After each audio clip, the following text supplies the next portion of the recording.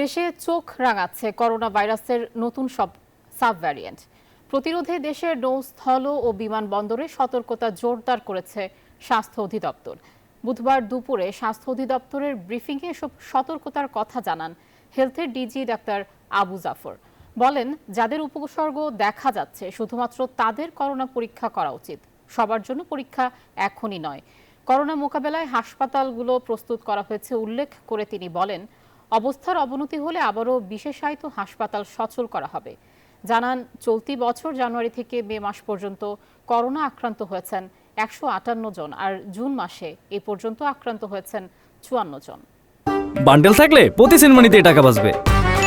বিকাশ send money bundle কিনে জিতুন প্রতি লেনদেনে। এটা কিন্তু ভ্যারিয়েন্ট ছিল, এখন সাব ভ্যারিয়েন্ট হয়েছে। কেমন আগেও ছিল ওমিক্রন, কিন্তু আগেও ছিল এগুলোকে আরো সাব ক্লাসিফিকেশন করা হয়েছে। হাসপাতালে আমরা প্রস্তুতি শুরু করেছি, যেহেতু কোভিড-19 এর প্যান্ডেমিসিটি কমে গেছে, সবাই আমরা রিল্যাক্স হয়েছি। এখন আবার এটা শুরু হয়েছে, ঈদের মধ্যে আমরা তিনটা মিটিং করেছি।